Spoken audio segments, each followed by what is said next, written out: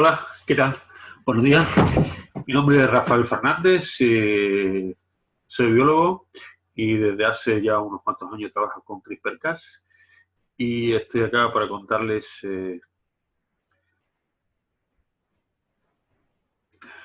bueno, estoy acá para contarles qué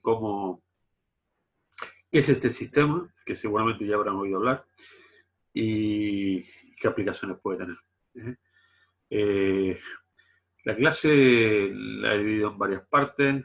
La que les voy a contar cómo es el descubrimiento de las CRISPR, cómo desde la mera observación o un estudio de ciencia básica se puede terminar en el descubrimiento y en el desarrollo de una de las herramientas moleculares que han hecho un cambio de era, un cambio de época.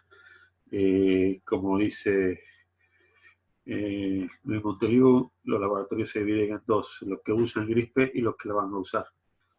Porque es una técnica muy versátil y que cada vez son nuevos los descubrimientos las aplicaciones que se están descubriendo. Bueno, como ya le he dicho, voy a hablar un poco, voy a hacer una introducción de cómo se descubren las CRISPR, voy a hablar también de los distintos sistemas CRISPR-Cas que hay, de cuáles son y de las aplicaciones que hay tanto en la edición génica como en la edición epigenética.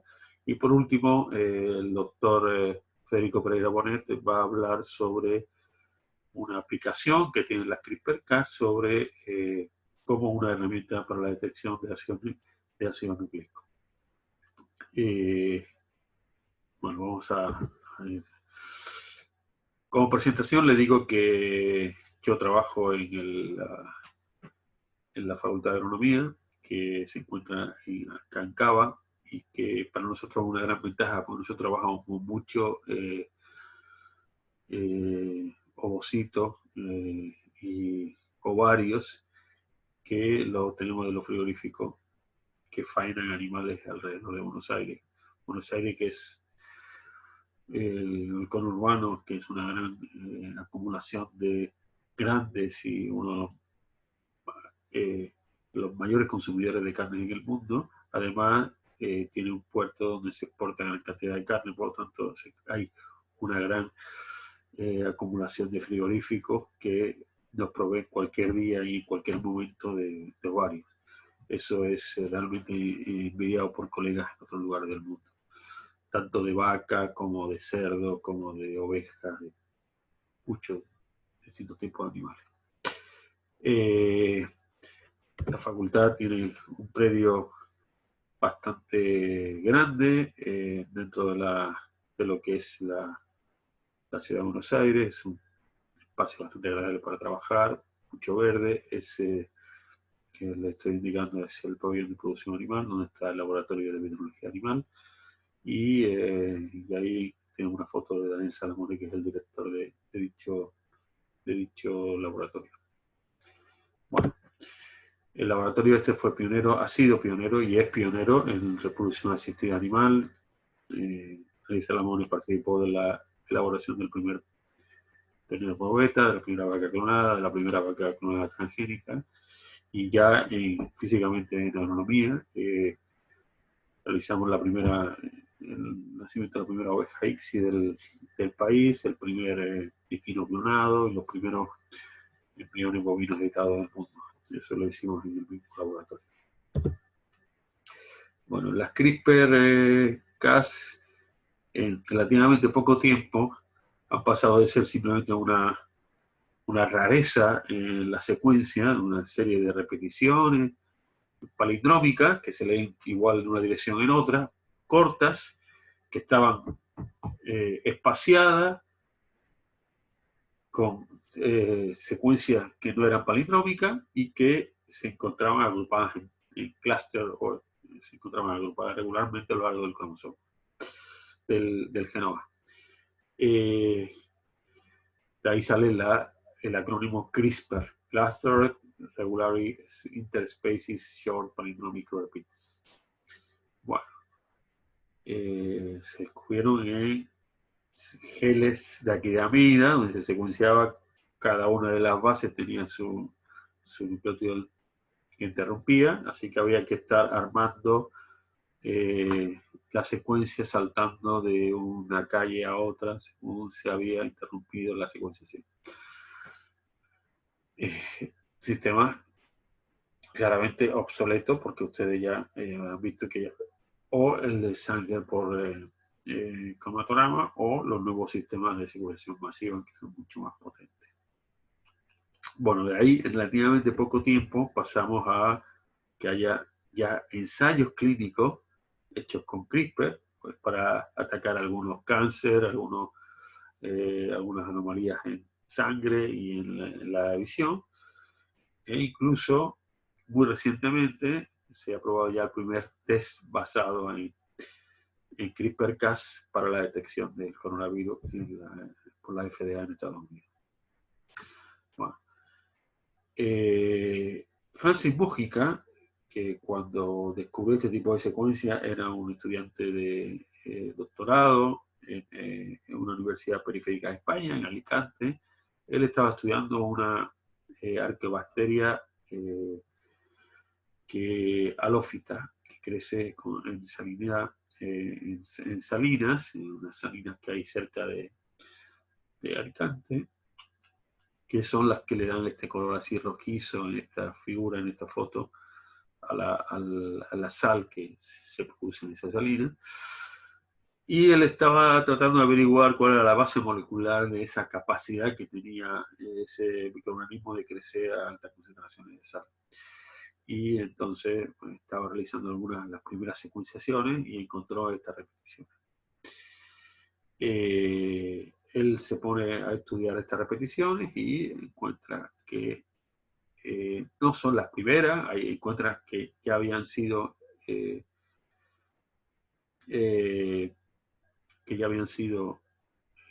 descritas secuencias unos años antes en Escherichia coli, en otra bacteria gram positiva, Mycobacterium, otras secuencias también que eran palindrómicas y que estaban repetidas, así también están. Entonces él empieza a... Pero estos autores lo habían descrito y lo habían dejado completamente sin hacer ninguna ni siquiera habían hipotetizado cuál era la función de esta secuencia. Él empieza, digamos, al encontrársela tanto en gran negativa, gran positiva, como en arqueobacteria, dice, esto no puede ser algo que se generó así al azar, que tiene una función, un rol importante, que se ha conservado entre especies que ya fueron separadas hace tiempo. Entonces empieza a investigar no las regiones repetidas, sino las regiones entre regiones repetidas. Entonces ahí descubre, él hace un gran descubrimiento, que es que algunas de las secuencias que estaban entre estas secuencias repetidas eran secuencias de fagos, de virus contra bacterias, o de elementos de cambios con los que conjugaban estas bacterias. Entonces ahí él, con estas cartas en su mano, él hipotetiza que está ante un sistema de defensa adquirida, es un sistema de defensa específico que es capaz de prevenir a esa bacteria y a toda su descendencia, defenderla contra el ataque de ese determinado virus sobre el que construyó una repetición y una secuencia interespecífica. Eso le cuesta casi un año y medio publicarlo. Fue bastante sorprendente cómo las distintas revistas no se dieron cuenta de la importancia que tenía este descubrimiento. Pero por fin sale en el 2005. El 2005, digamos, es un primer hito en esta construcción o este descubrimiento de esta herramienta. Hay una revisión de Eric Lander del MIT, que le recomiendo que lean, que se llama Los héroes de CRISPR, en el que claramente ponen a Francis Mujica como el iniciador de este descubrimiento y él encuentra la secuencia repetida, se da cuenta de que algo es importante, primero hipotetiza que puede ser algo relacionado con el sistema, con el origen de replicación de los genomas de esta bacteria branquea, pero cuando descubre esta secuencia entre las secuencias repetidas, que eran fagos, ahí es cuando se da cuenta de que es un sistema inmunadaptativo. Y eso, si bien ese descubrimiento lo hizo en 2003, no lo publicó hasta el 2005. Hay un párrafo que muy, y el que seguro algunos de ustedes se ha sentido alguna vez identificado, en el que narra las vicisitudes que tuvo que pasar Francis para publicar este trabajo y cómo lo mandaba a Nature y Nature decía, y se lo mandaba a revisar y PNAS le decía que no era importante, bueno, y todo eso debido, en mi opinión, a que estaba mandado desde una universidad periférica de un país también medio periférico. Si hubiera sido mandado desde el MIT o desde Berkeley o desde cualquier otra universidad prestigiosa, esto hubiera sido publicado antes. Pero bueno, seguramente alguno de ustedes se siente identificado con esto, que yo me siento bastante identificado. Es importante también tener en cuenta, y eso se aparece muy bien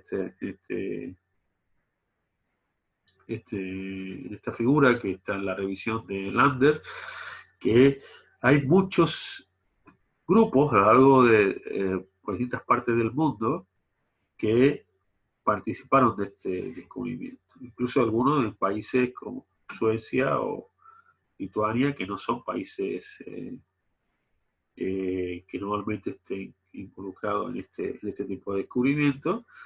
Y sin embargo, a pesar de que son muchos a lo largo de muchos en Europa y algunos en Estados Unidos y Canadá, solamente hoy en día, aunque hay una disputa legal, pero es el MIT en Boston el que tiene la patente para la utilización de la CRISPR.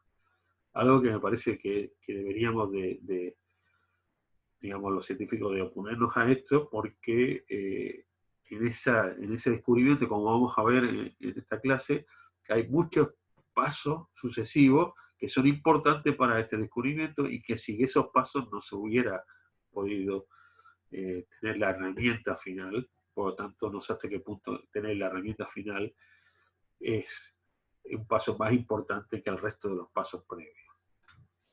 Bueno, acá está el párrafo este que les comentaba. Bueno, él buscó 4.500 espaciadores. De eso, evidentemente, la disponibilidad de secuencia era mucho menor en ese momento.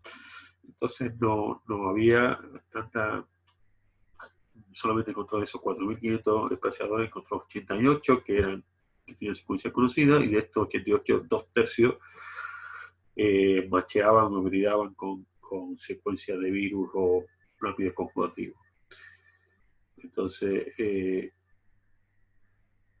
mandó esto en noviembre del 2003 a Nature y ni siquiera se lo mandaron a revisar. En enero lo mandó al PNAS, que decidió que no tenía suficiente novedad e importancia, y posteriormente lo mandó a Molecular Microbiology and Nucleic Acid Research, también fue descartado, y por último lo publicó en Journal of Molecular Evolution. Un descubrimiento que fue esencial para el desarrollo de esta tecnología. Después de este descubrimiento, en el mismo año, 2 años después, hay un grupo en el que fue Marangou, Howard y Monet, que realmente caracterizan secuencias que tienen cepas de bacterias que son bacterias lácticas que son resistentes a fagos, que no son resistentes a fagos, identifican la secuencia, demuestran que lo que realmente había dicho Francis era cierto. Además caracterizan dos proteínas que están asociadas a CRISPR, y de ahí viene el nombre de Cas, CRISPR Associated. Esta proteína es Cas9 y Cas7, que Cas9 es necesaria para que la resistencia se dé y Cas7 es necesaria para que el sistema pueda adquirir resistencia a nuevos fagos.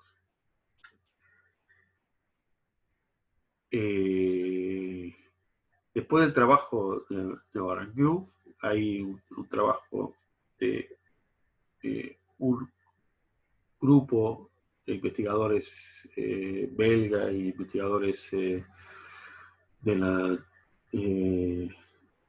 antigua Unión Soviética que trabajan en Estados Unidos, donde encuentran que realmente el sistema, ellos colocan distintos fragmentos, los reprograman, distintos fragmentos de fagos, tanto en un sentido como en otro sentido, y encuentran que varios fragmentos tienen resistencia, le dan resistencia a ese fago.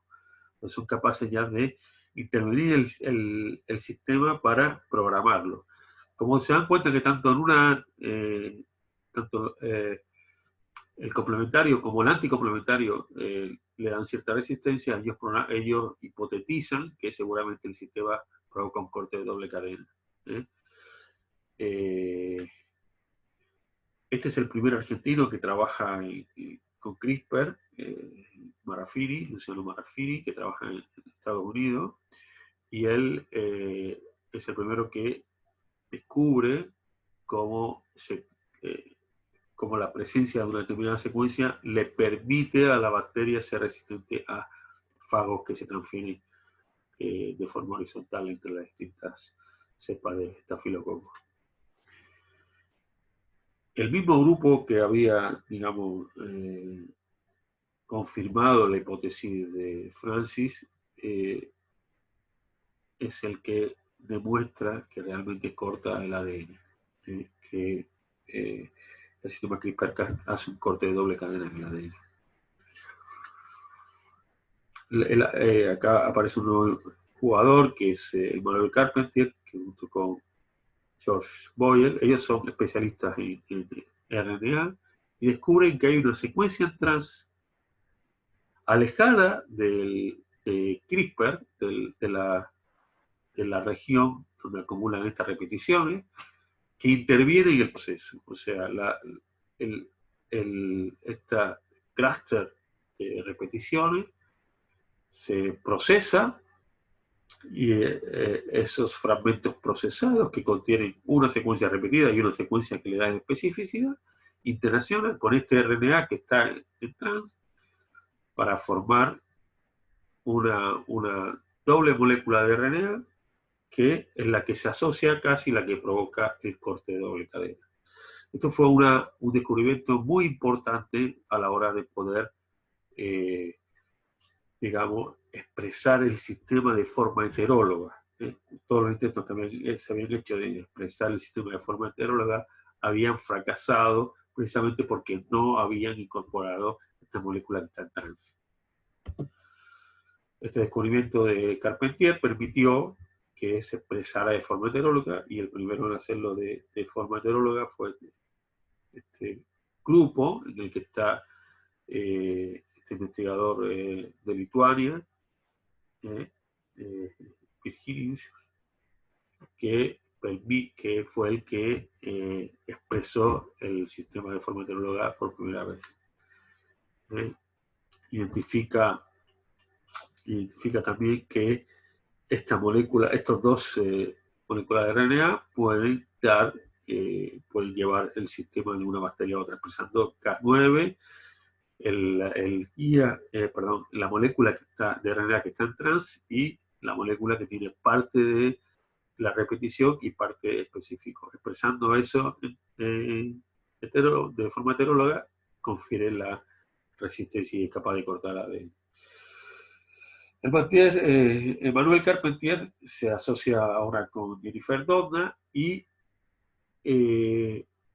hace que el sistema sea aún más fácil porque con una sola molécula de RNA es capaz de incluir la parte específica, la parte que estaba en el clúster y la parte de la RNA que estaba atrás. La hace una sola molécula, como se puede ver acá. Esto es la situación en la naturaleza y lo que hacen ellos es una molécula que contiene las dos, la información de las dos, y convierte el sistema en un sistema binario. Solamente necesitamos expresar esta molécula de RNA y Cas9 y ya tenemos la especificidad de la secuencia, del corte.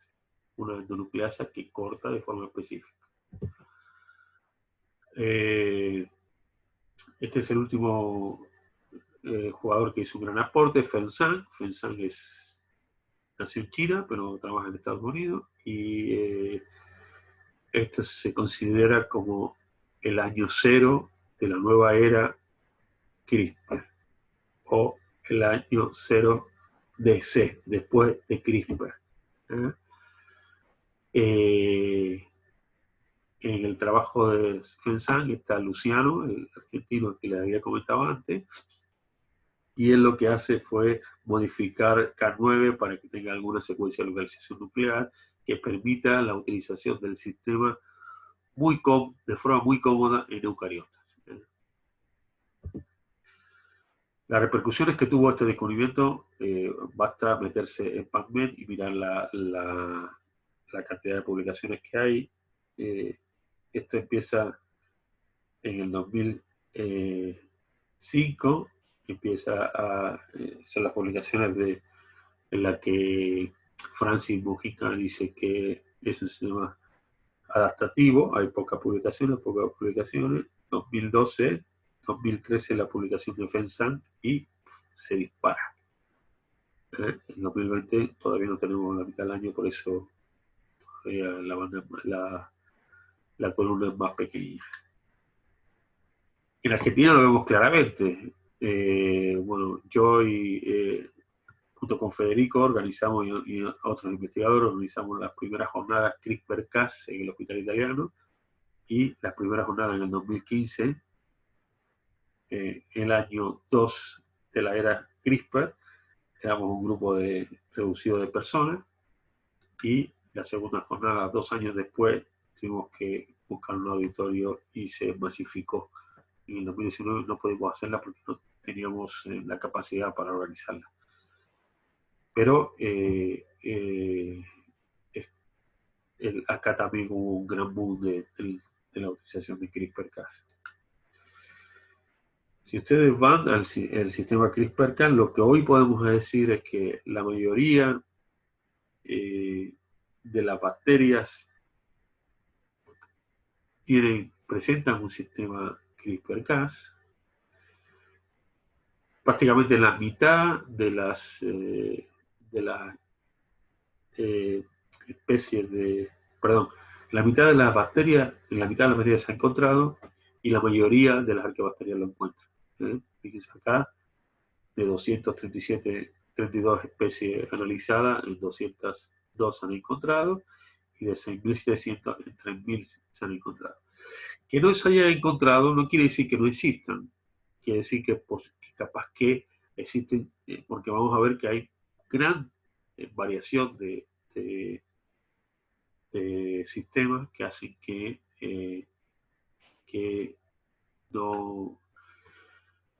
algunos incluso no se pueden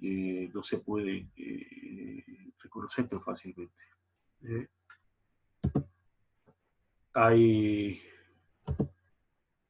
básicamente, así podemos decir que hay Cas9 que cortan ADN doble cadena, Cas12 que también cortan ADN doble cadena, muchas de las cuales tienen una actividad colateral, de las que va a hablar más Federico, porque es la que se utiliza para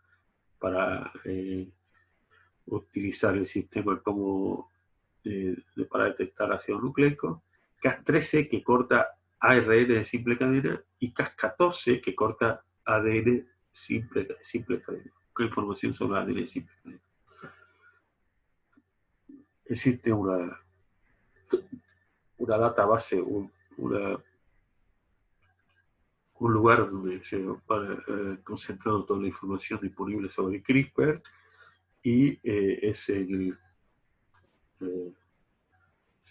server de CRISPR. Van a encontrar un montón de herramientas que le van a ayudar para buscar CRISPR en cualquier secuenciación masiva que hagan.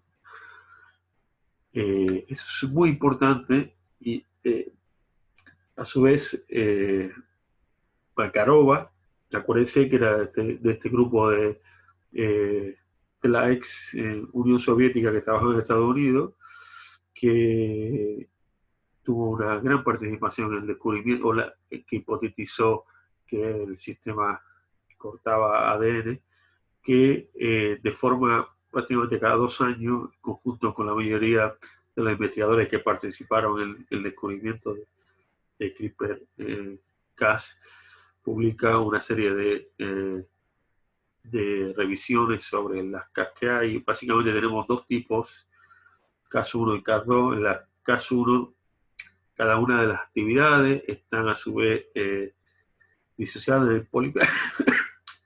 en proteínas o polipéptidos diferentes, mientras que las de clase 2 son proteínas más grandes que recogen esas actividades, por lo cual es más fácil de expresar de forma heteróloga, utilizar como herramienta. Son múltiples, cada vez hay más diferentes sistemas, muchos de los cuales se describe el sistema sin ni siquiera identificar la bacteria que lo produce o el microorganismo que lo produce, porque están hechos por secuenciaciones masivas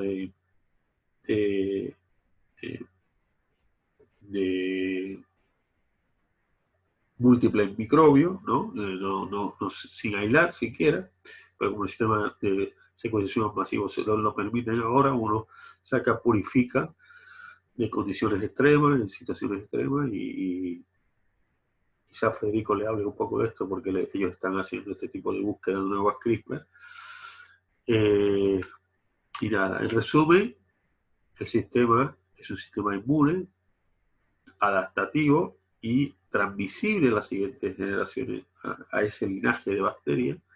Y por supuesto tiene una serie de proteínas que participan en la adaptación, en la adquisición de nuevas secuencias. Eso es procesado y que de alguna manera provoca una interferencia, reduce la capacidad de transformar del virus, la actividad del virus, o sea, cortando el ADN o cortando el ARN del viral. Bueno, corto la clase acá. Vamos a grabar varias clases para que sea más fácil